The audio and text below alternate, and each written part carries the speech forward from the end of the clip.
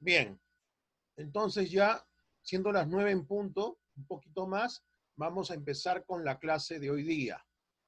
Bueno, como ustedes saben, siempre nuestra condición para iniciar cada sesión en vivo es hacer algunas preguntas breves, puntuales, sobre lo que hemos desarrollado en la clase pasada, para ver que de esta forma realmente ustedes estén todas a un mismo ritmo, ¿ok?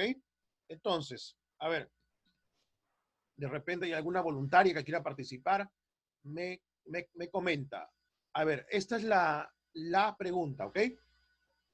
La clase pasada abordamos el tema de patrimonio turístico, vimos también algunos conceptos relativos a producto turístico y también vimos lo concerniente a destino turístico. Vimos que hay puntuales diferencias, ¿no? Entonces, yendo al primer punto de patrimonio turístico, sí me gustaría saber, que me mencione, a ver, alguien, cuáles son los 5 elementos que conforman el patrimonio turístico. A ver, alguien que desee participar.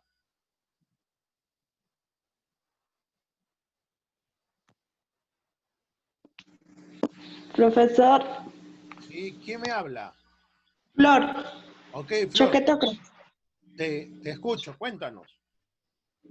Los 5 elementos, bueno, son 5 elementos que son los elementos del patrimonio turístico, los cuales son el recurso, que es la base de todo, el atractivo, la planta, la infraestructura y la superestructura. Ok, muy bien, perfecto. Cuéntanos así brevemente, ¿cuál es la diferencia entre recurso y atractivo turístico? A ver, el recurso bueno, es aquello que es natural, es el elemento natural o cultural con el que cuenta nuestro país. Puede ser a ver, que todavía no están puestos en valor, pero tienen un, un alto potencial para ser un lugar turístico. Ya. Y ¿Y el el otro? atractivo diga, ¿Y el atractivo qué es? es el lugar o la zona turística que tiene, bueno, que tiene un valor turístico, bueno, un valor o un potencial turístico. Bien, ok, Flor, muchas gracias. Sí, más o menos eso es lo que, digamos, el concepto o la diferencia, ¿no? Puntual entre recurso y atractivo. Esto es muy importante, porque recurso es todo aquel lugar, todo aquel elemento natural y o cultural que tiene un potencial. Es una promesa, ¿no es cierto? Pero todavía no está desarrollado. Va a tomar pues tiempo, va a tomar inversión para que éste sea desarrollado y se convierta recién en un atractivo turístico. Cuando hablo de atractivo turístico me refiero pues a un recurso turístico puesto en valor, donde hay inversión, hay servicios, hay una planificación y por ende también este atractivo forma parte, ¿no?, de lo que viene a constituirse como producto turístico. Llámese un circuito, llámese los paquetes o programas que también diseñan y comercializan las agencias de viajes. ¿Ok? Muy bien, Flor, muchas gracias. Flor Choquetroco, ¿verdad? Sí, profesor. Ok. Debo comentarles que todo, acá está en esta libreta, todo está, sus puntos, lo que participan, todo se va acumulando. De modo que estas preguntas, todo de alguna forma, si las responden bien, por supuesto, puede favorecerles después cuando hay alguna evaluación, algún trabajo en el cual por ahí necesiten puntos, esto de acá les puede favorecer. Pero el principal motivo, más allá del elemento de nota, es que ustedes, digamos, asuman, ¿no?, toda la información que estamos transmitiendo y que analizando, estudiando, contrastando, se convierta esta en conocimiento. ¿Ok? Finalmente hablamos de un curso de teoría, como es este, de fundamentos del turismo. Bien, a ver, la pregunta para quién nos acompaña. A ver, está allí, nos acompaña, a ver, Nicole Dóñez, cuéntanos, ¿qué se entiende por producto turístico?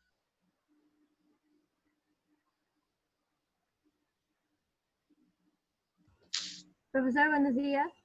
Se entiende por producto turístico es, o sea, es lo que se vende en el mercado, lo que se comercializa a los clientes.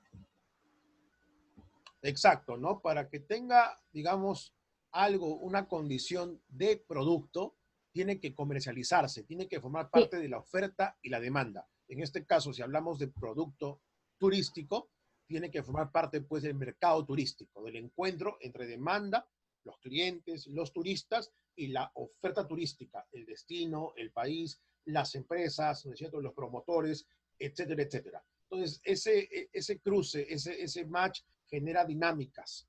¿Por qué? Porque se transacciona, se compra, se vende un producto turístico, que puede ser un destino bien constituido, por ejemplo, no sé, Cusco, Machu Picchu, ¿no es cierto? Como también puede ser un paquete turístico o puede ser un programa de viajes. Cuando hablamos de producto turístico, hablamos de un concepto bastante elástico. Sin embargo, tomando como referencia muchos textos, muchos libros, muchos autores especializados en este tema, llegamos a la conclusión de que el producto turístico es la suma, ¿no?, de componentes tangibles e intangibles, como el equipamiento, como el valor simbólico, la imagen, los servicios, ¿no?, la infraestructura que posee un lugar y que en conjunto, cuando se comercializa, da lugar pues a un producto turístico. ¿Ok? Después, en otros cursos, seguramente ustedes van a desarrollar al dedillo este concepto, ¿no?, de producto turístico, que no solamente tiene que ver a nivel de destino, sino también a nivel de lo que venden, ofrecen las empresas turísticas. Porque deben saber desde ya que hasta una reserva de butaca en un avión, tu pasaje, o una reserva de suite en un hotel, está también considerado un producto turístico, en la medida de que es un intangible, un servicio que se comercializa en el mercado turístico para fines turísticos, obviamente. ¿Ok? Bien, pero por ahora vale comprender, vale decir que cuando hablamos de un producto turístico, hablamos de un conjunto de componentes, ¿no es cierto?, que constituyen una oferta turística. Vimos cómo un componente de estos era justamente el valor simbólico, cómo la gente percibe ese lugar, cuál es la imagen que tiene de ese país, de esa provincia, de ese distrito. Lo ve como un país, como un distrito seguro, hospitalario, formal, donde realmente hay servicios de calidad. ¿Qué es lo primero que piensa cuando piensa, por ejemplo, en Colombia? Vivimos el caso de Colombia, ¿no? Hay muchos aspectos positivos a nivel de destino. Tienes el café, tienes la música urbana, tienes Cartagena de Indias, tienes orquídeas, tienes la bandeja paisa, wow, muchas cosas, muchos elementos que en su conjunto dan una percepción, un valor simbólico, un significado positivo en la mente del cliente. También lo propio pasa con nuestro país, solo que en nuestro país todo se ha concentrado en el eje cultural, que no está mal, porque evidentemente cuando el turista piensa en Perú, piensa probablemente en Machu Picchu y el ceviche, ¿verdad?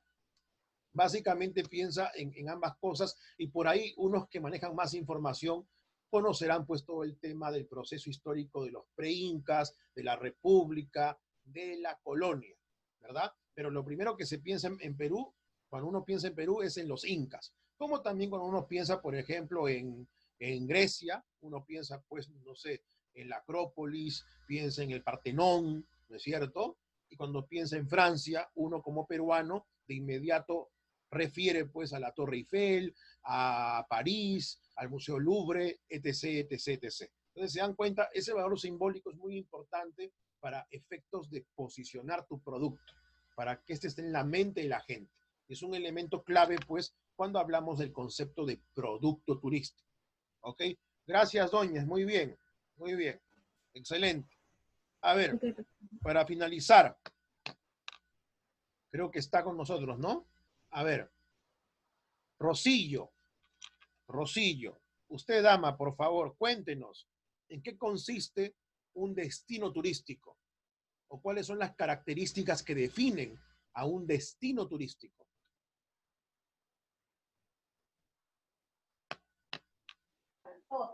Buenos días, profesor. ¿Qué tal? Buen día. Dime.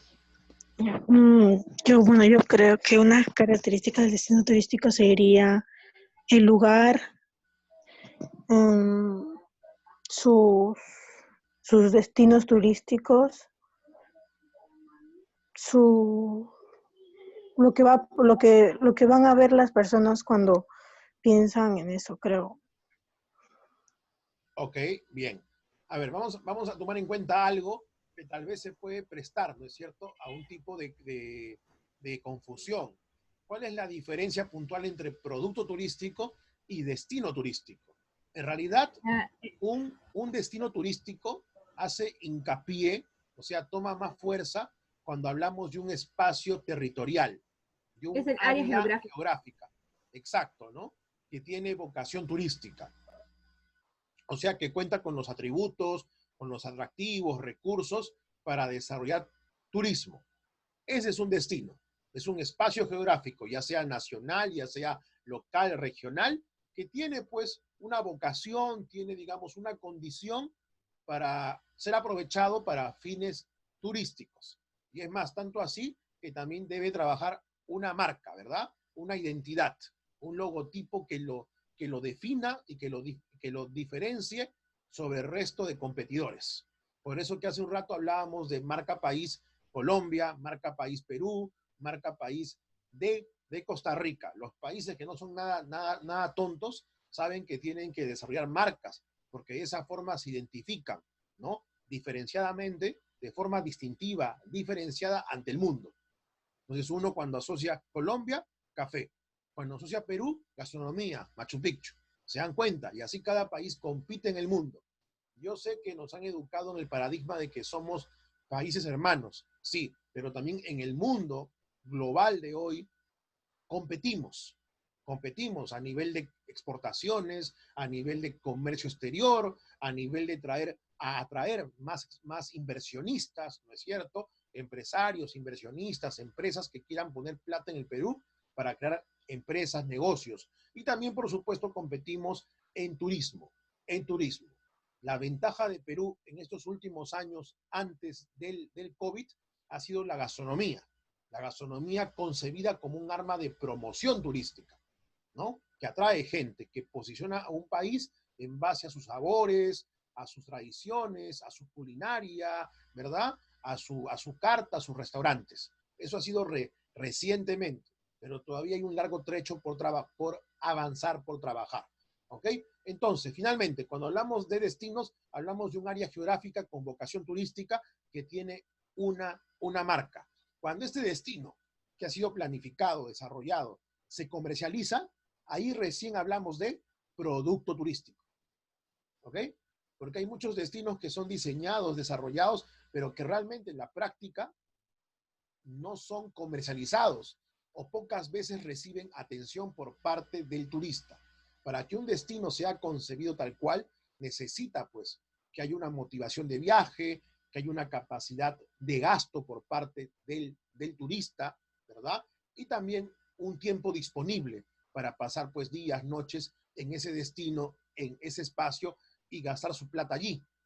Entonces, recién allí, cuando se cumplen esas tres condiciones, motivación de viaje, capacidad de gasto, dinero y el tema de tiempo, recién damos el salto de destino a producto turístico, porque es que recién se puede vender, se puede comercializar y por ende, pues forma parte, ¿no?, del mercado turístico. ¿Ok? Entonces, no quiero que se confundan. Producto turístico se comercializa. Destino es el área geográfica. Punto. ¿Ya? Bien. Dicho esto, ahora vamos a comenzar propiamente con nuestra clase, ¿ok? Con nuestra clase de hoy que refiere al tema de clasificación del turismo, ¿ya? El tema de hoy es el tema de clasificación del turismo.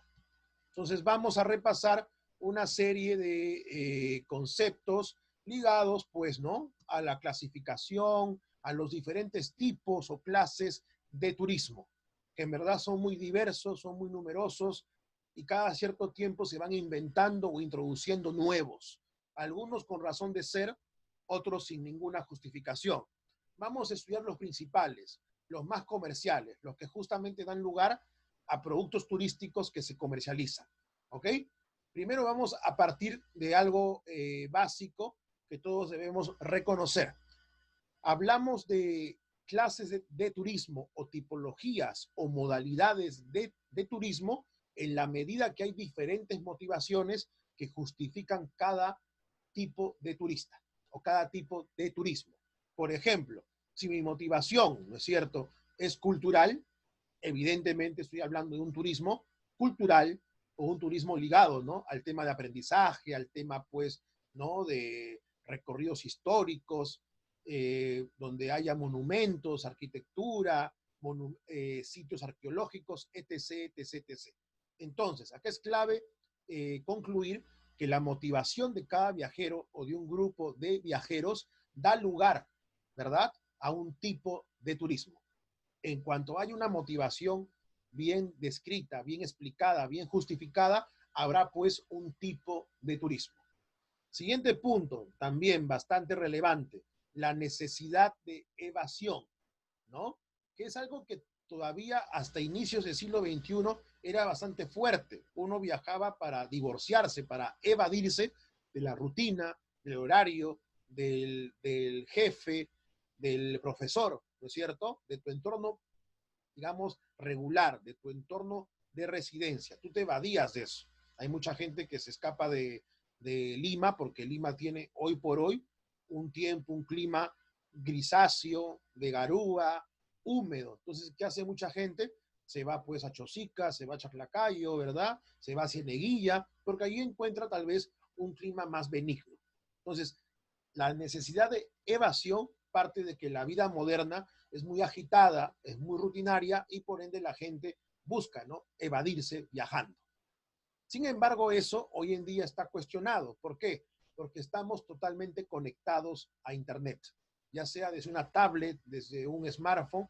Estamos, cuando viajamos, tenemos siempre esto en nuestras manos, este móvil, y tomamos fotos, conectamos, etiquetamos, grabamos videos, compartimos historias en Instagram, compartimos lives en Facebook, etc., etc. Entonces, de alguna forma, esta necesidad de evasión no es al 100%, porque ya no estás evadido, sino que más bien estás conectado, compartiendo en tiempo real las vivencias de tu viaje. Si no me crees, echa un vistazo a la gente cuando viaja o cuando viaje, ¿no?, después de la pandemia. ¿Ok? Entonces, ese punto también es importante porque es la raíz de por qué viajamos, ¿no? Y por qué hay diferentes tipos de viaje o diferentes motivaciones de viaje. La diversión, sin duda alguna, también cobra mucha importancia porque la gente viaja para entretenerse, viaja para pasarla bien, viaja para estar feliz. Entonces, sí, buscan actividades lúdicas, divertidas, entretenidas, ¿no? Por eso que ahora, por ejemplo, en el tema de museos, que es una cuestión bastante recia, rígida, aparentemente, digo, aparentemente, porque no es así exactamente, una propuesta, digamos, aburrida, aunque no es así, yo lo sé, pero digamos, aparentemente para mucha gente, ir a un museo resultaría pues no tan divertido. Entonces, ¿qué hacen hoy en día los museos? Son museos más interactivos, museos que permiten tocar las piezas que muestran, museos con talleres, ¿no? Donde digamos, el visitante participa, por ejemplo, haciendo cerámicas, ¿no es cierto? O también museos con puestas en escena, con rutas teatralizadas. Si, por ejemplo, pensamos en el monasterio de Santa Catalina, que para efectos es un museo, cuenta, ¿no?, con rutas teatralizadas. Los trabajadores allí recrean cómo vivían las monjitas de antaño, cuando estaban pues en el monasterio. Entonces todo eso hace, digamos, más divertido, más ameno o más simpático la interacción o la vivencia de visita en ese museo y por ende deja de ser pues un lugar concebido como aburrido, como rígido y más bien se hace algo más simpático. ¿Ok? Entonces también ese componente es fuerte en el tema de por qué viajamos. Sin duda alguna también está, ¿no?, el tema de reconocimiento social. Yo te dije en la primera clase que el turismo es un consumo aspiracional. El turismo es muchas cosas, ¿ya? Es un fenómeno sociocultural, es una actividad económica, comercial, pero también la gente busca, ¿no?, a través del turismo cumplir ciertas metas, cumplir ciertos objetivos, darse cierta importancia a sí mismo y también ante el mundo, ante los vecinos, ante los familiares, ante los amigos, ante el ex, etc., etc.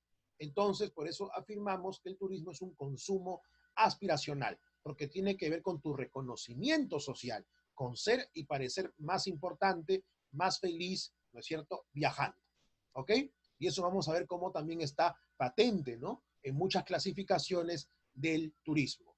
El aprendizaje, de hecho, hay un componente de aprendizaje, no solo, digamos, visible en el turismo cultural, sino también en todas las variedades de turismo o de viaje. ¿Por qué? Porque siempre que usted viaja, por más que el viaje le resulte aparentemente superficial, digamos, el turismo de sol y playa, hay algún tipo de aprendizaje. Usted vivió algo, usted concluyó algo, usted reflexionó sobre algo, regresó a su lugar habitual con un aprendizaje, con una lección, que quizá no la puede, digamos, determinar en ese momento, pero después, cuando recuerda, se da cuenta que hubo este aprendizaje. Cuando vive sus memorias de viaje, sus recuerdos de viaje, se da cuenta que de alguna u otra forma hubo una cuota de aprendizaje. Algo aprendió, alguna lección vivió, ¿ok? También la transformación, el viaje y su efecto transformador. La gente busca regresar, ¿no es cierto?, del viaje transformado a nivel espiritual, a nivel conductual, mental. Por eso que hoy en día se habla mucho también de un turismo transformador, de viajes transformadores, ¿no? Donde, digamos, vienes realizado, vienes purificado o acaso también evolucionado, entrenado. Vamos a verlo en breve, ¿ya? Y sobre todo no olvidar que cualquiera que sean las motivaciones de viaje o los tipos de turismo, al final del día todos compartimos las experiencias. O sea, la gente viaja para vivir y para compartir y recordar experiencias, ¿ok?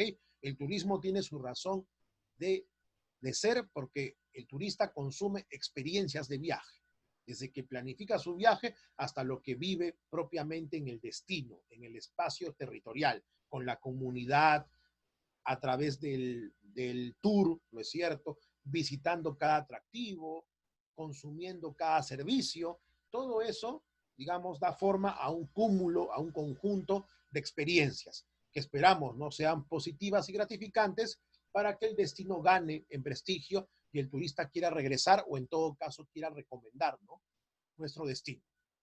Por ejemplo, hoy los turistas, ¿no es cierto?, muchos de ellos apuestan por viajes transformadores, viajes que te cambien un poco la forma de ver el mundo, ¿no?, tu psicología personal, que enriquezcan tu visión, tu filosofía de las cosas.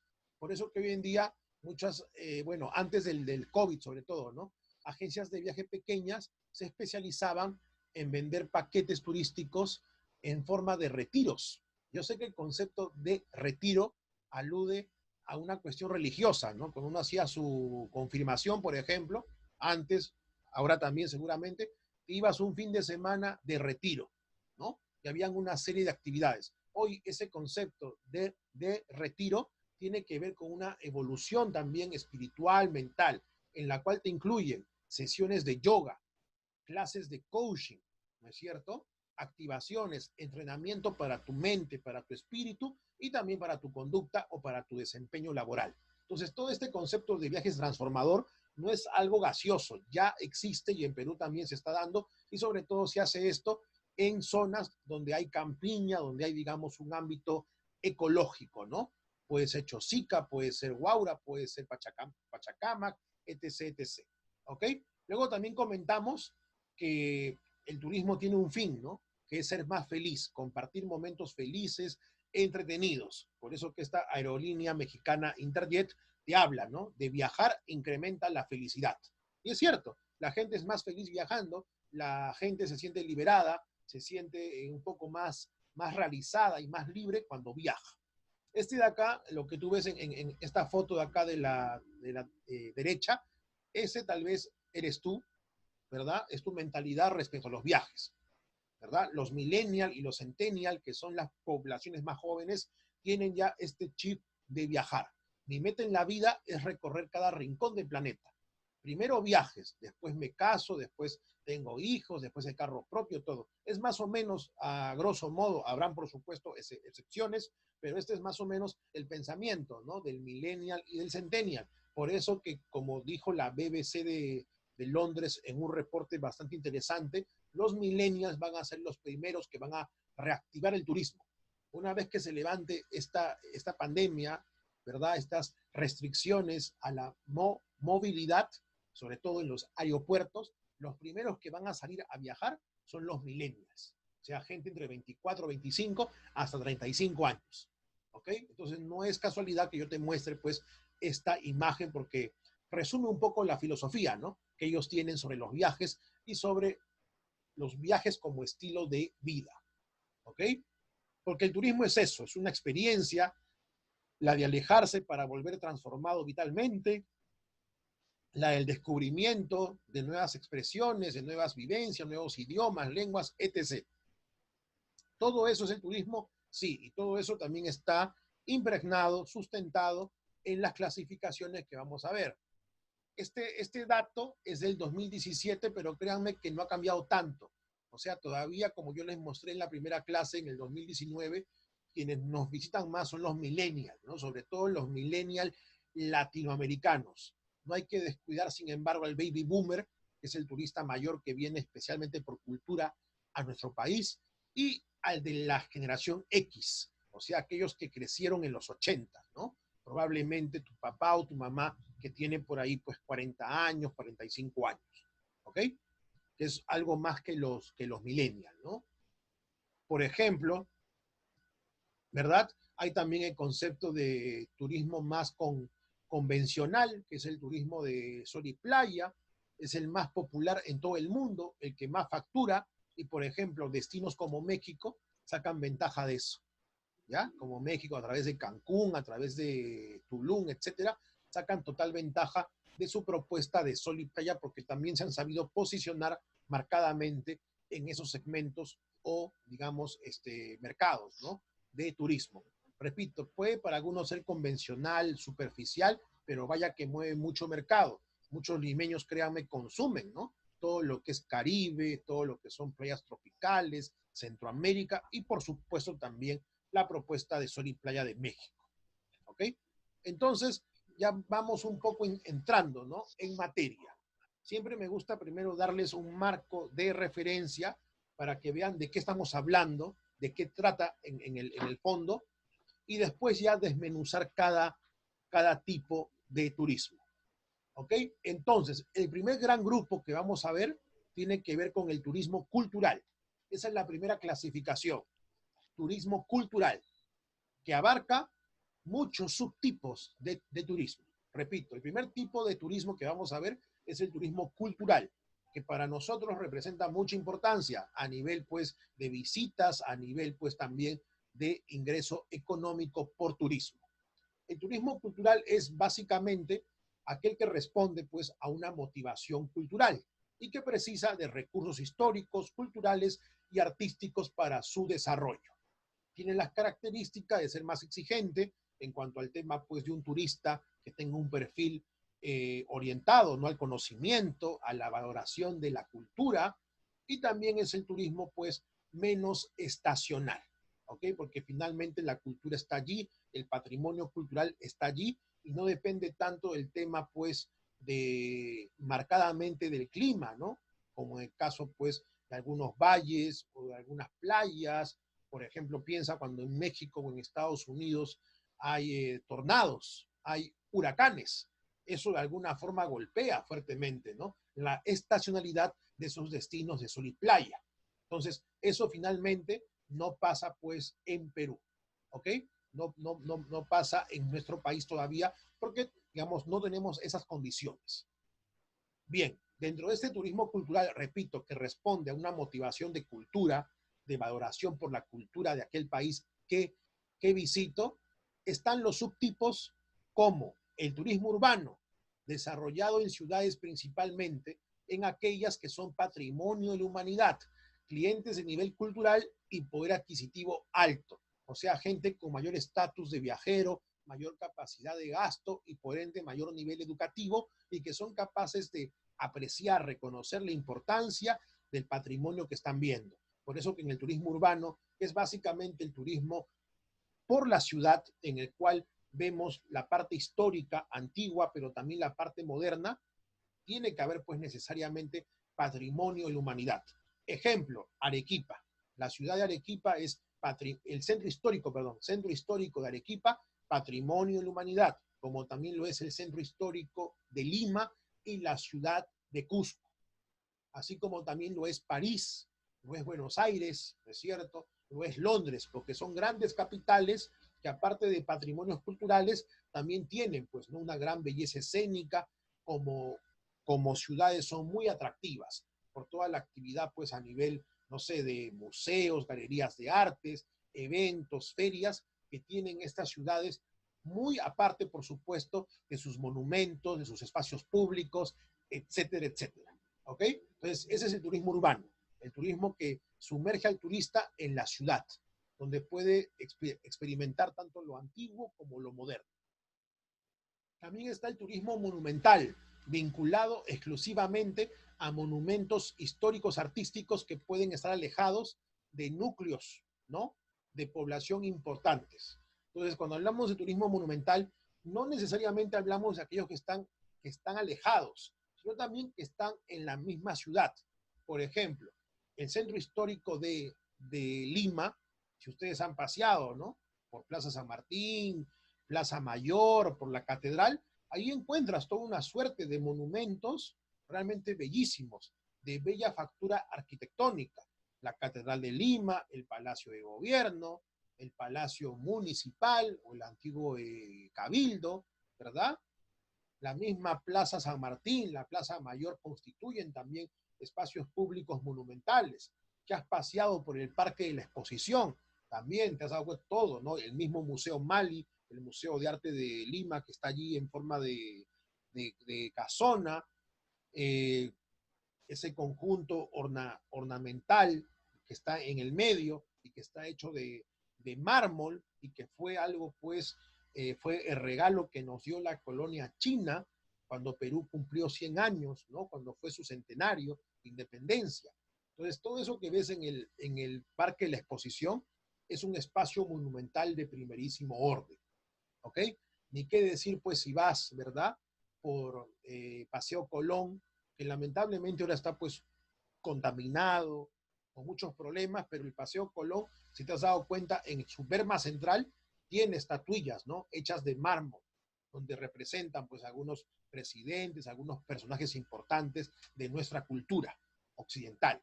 Entonces, todos esos espacios monumentales, las iglesias, no se diga, en el centro de Lima tienes la Merced, ¿verdad?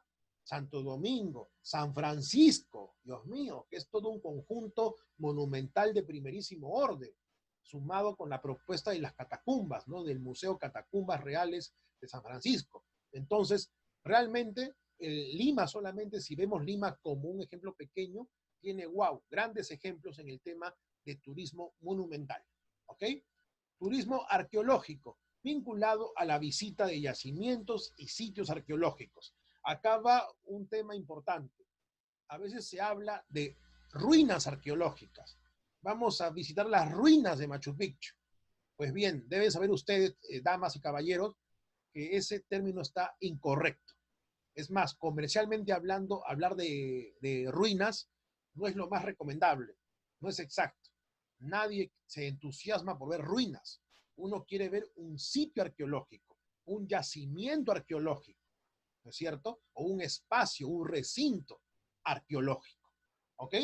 Como Chanchán, por ejemplo, como las huacas que tenemos también en Lima, ¿no es cierto? Tienes Huaca Pucllana en Miraflores, que está muy bien puesta en valor, porque ahí está justamente operando el restaurante Huaca Pucllana, ¿verdad?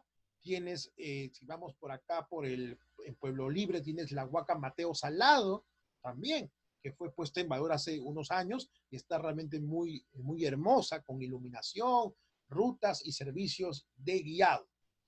Hay también la Huaca o el sitio arqueológico, ¿no?, de Puruchuco, cerca a Atevitarte. Entonces, el sitio arqueológico de Puruchuco también cobra especial relevancia porque forma parte de nuestra evolución histórica. Entonces, ahí tenemos, pues, sitios, yacimientos, espacios arqueológicos. Dejen de decir ruinas porque no es exacto y no es lo conveniente, ¿ok? Entonces, vaya que el Perú tiene, pues, mucho potencial, ¿no?, en la cuestión arqueológica, Machu Picchu, Choquequirao, Cuela, por citar algunos, ¿no? De primerísimo orden. ¿Ya? Siguiente, turismo etnográfico. Etno viene de etnia, de comunidad nativa. Entonces ahí está vinculado a las costumbres y tradiciones de los pueblos. En algunos casos cercano al turismo arqueológico. Será pues aquel turismo cuya motivación de viaje es conocer las costumbres y tradiciones de los pueblos. Muy cercano a lo que podemos llamar turismo rural comunitario o también turismo vivencial. ¿Ok? Bien. Seguimos porque el tiempo es oro.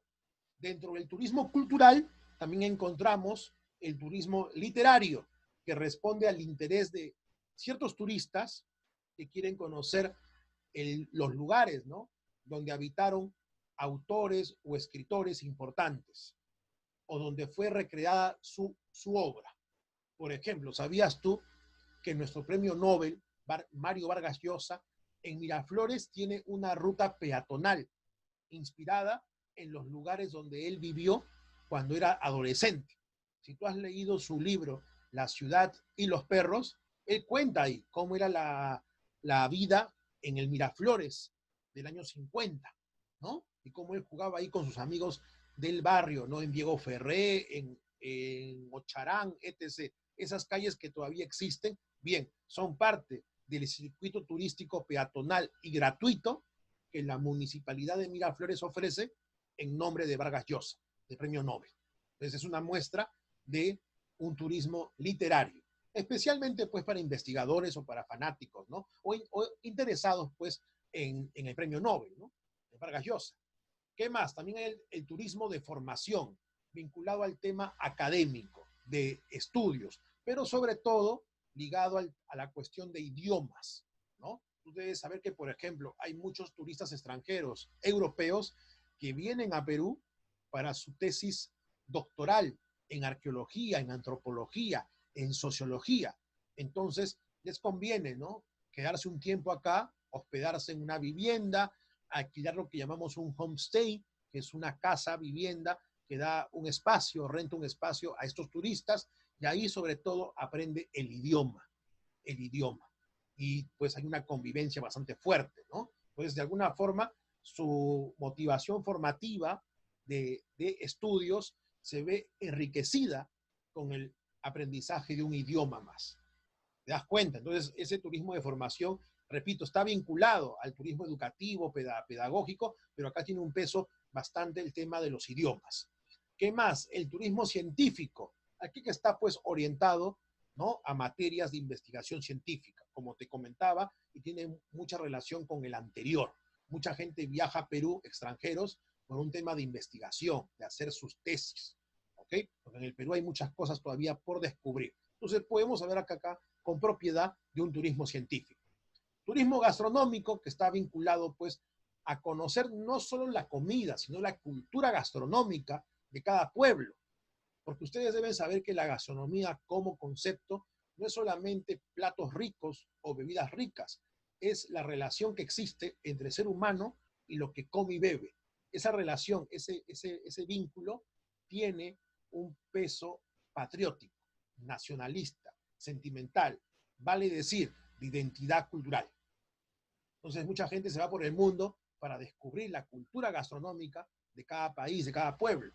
Mercados, restaurantes, bares, clases participativas para, por ejemplo, acá, hacer ceviches, aprender a hacer un pisco sour,